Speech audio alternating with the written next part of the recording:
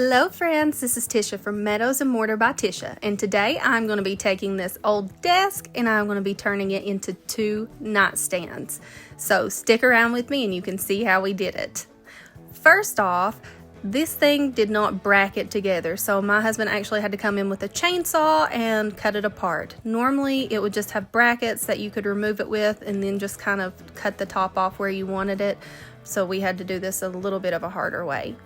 After we got it all cut off, then you'll see me spray some cooking oil on the side of this, and then I'm taking a hot glue gun and I'm just going to put it directly over top of where I put that cooking spray, and I am just going to make a casting of the side of this.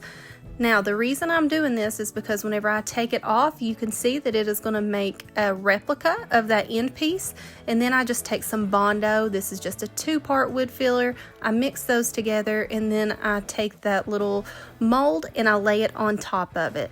Then once that it dries, I can just take my Bondo and I can sand off any of the sharp pieces, and then hopefully it'll leave me with a replica of the other side of the piece. Now when you're working with Bondo, it is tough stuff, so you're going to want to start off with an 80 grit whenever you're trying to sand out the imperfections, and then you could move down. If not, you're going to be sanding all day long.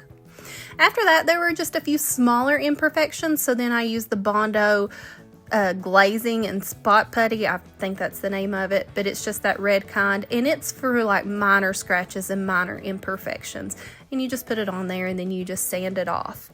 So now I need to clean the whole piece and prime the whole piece. So you want to make sure you clean it well, then you're going to rinse it with water to get all of the residue off, and then now I'm using Paint Couture's 2-in-1 primer. This is a bonding primer and a blocking primer, so you'll see that I didn't have to scuff sand this first. This is going to adhere nicely to this finish, even though it is a shinier finish. As with most of my layers of paint, I like to use a nice synthetic brush to apply the primer as well. This is going to give me just a smoother finish on it. If you use a natural bristle brush, then you're going to have more brush strokes, you're going to have more texture in it, and for this one I'm wanting a smoother texture. So this Paint Couture primer, it lays on so beautifully. It does self-level a little bit, but just having that extra nice brush is really going to help you out.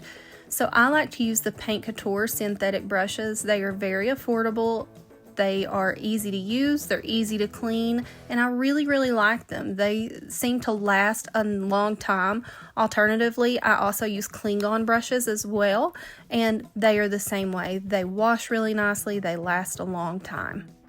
Now you see I just dusted a little bit of cornstarch inside of this mold. This is one of the IOD trimming molds. I can't remember if this one is 2 or 3, but I just used some DOS air dry clay. I'm mushing it inside of that mold and then I'm taking it out. So I think that I needed like 15 of these to be able to do this project. So I just made a bunch of them in a row, and then I take my glue and then I just glue it on there. So you can use any kind of glue that you like. I like Titebond Quick and Thick because it sets really quick and it's thick, and I just really enjoy it. So once that you put it over the back of the mold, you just spread it on there really well, and then you're going to put it wherever you're wanting it on your piece, and then you just hold a little bit of gentle pressure with your hands, not very long, maybe 5-10 seconds, and then that should be able to set in place. When you're using DOS air dry clay, you can either paint it immediately while it's still wet, or you can wait until it dries before you paint it. Either way is completely fine, just whatever you want to do.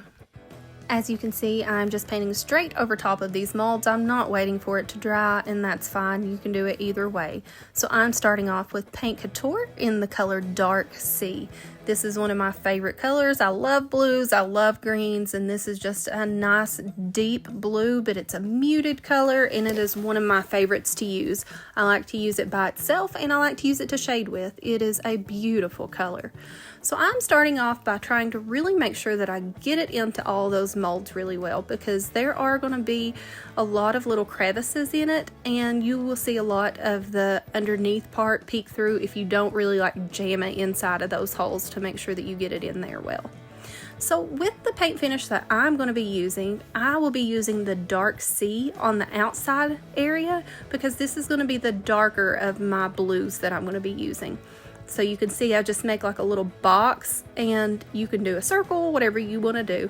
And then I take my inside color, which is going to be my lighter blue, and this is Vintage Flair from Paint Couture paint. I'm going to put that in the middle. Now, once that I have both of my blues on there, I want to kind of blur this line a little bit. I want to make sure that you can't see where one color starts and one color stops. So you'll see me mush them together. I am going to do some swirling motions. I will do some back and forth motions.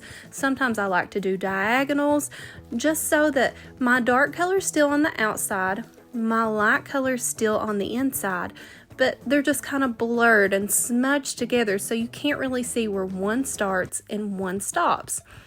Now, for this part, you need to use a dry neutral brush. So you saw me use that wet brush there that I had put that Vintage Flair on with to take it and swirl it together. This brush right here that I grabbed, this is completely dry. This is a nice soft synthetic brush, and then I'm just going to use this to wiggle all of it together and to give me a nice finished polished look. So as you can see, the more that I move it, the less that you can differentiate between the two colors. You can see that there are two colors, but it's hard to tell where one starts and one stops. Now, I do this to both of the sides, to the front and the top, and I'm going to do this on both of the pieces. Typically, whenever I blend pieces, I do 2 to 3 coats of the blending. That really ensures that once that you get it all on there, that it really does blur the lines, because your blends are not going to be exactly the same on all 3 or sometimes just 2 of the coats of paint that you do.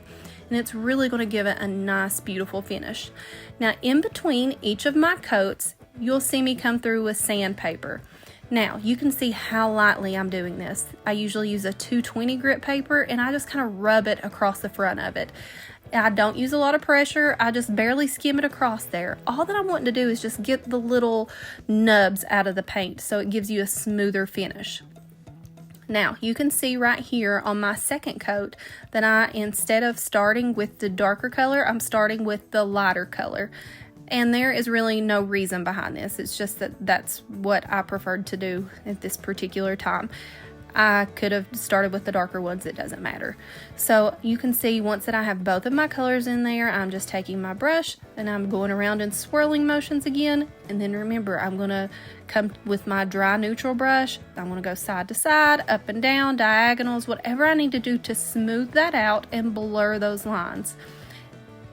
After I finished that, I really wanted to accentuate these detailed areas. So I used Paint Couture's glaze, and I really work it into all of those nooks and crannies inside of there, because I want this glaze to sit on the inside parts, and then I'm going to wipe off the top layer of it. So you're going to see that blue color on the top, but you can see it really makes that defined, and it really brings out the beautiful details. It's going to make it pop a lot more.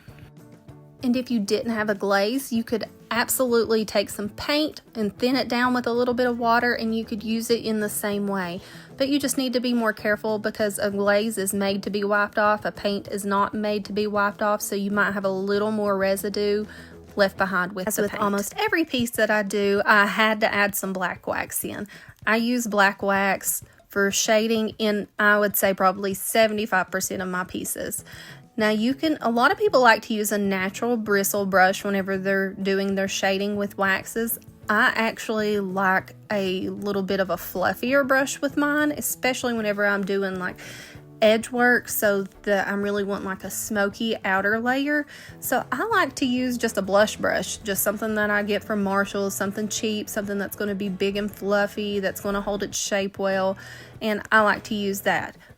By all means, you can use whatever you want. Some people even use like a rag, just put some of the black wax on the rag, and then they'll take it and kind of buff it on there, like the wax on, wax off sort of thing. But you just need to play around with it and see what works for you.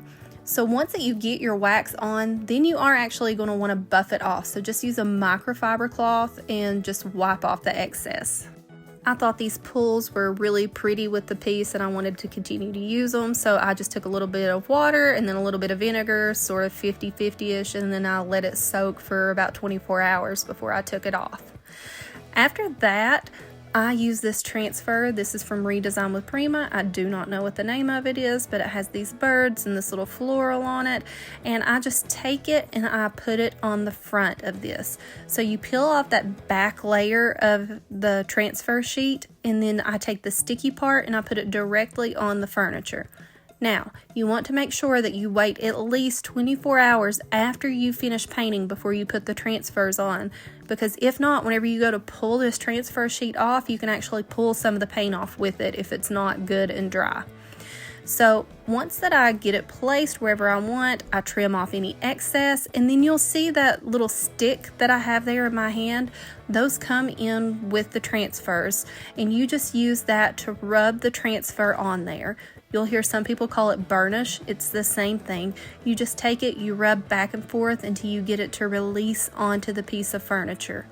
Now, whenever you're going over any sort of humps, bumps, grooves, anything like that, it does take a little more finagling. I would suggest, if you've not tried transfers before, that whenever you first try them, that you try them on a flat surface. Don't do something like this that is a curved surface and has some details that you're going to have to go over.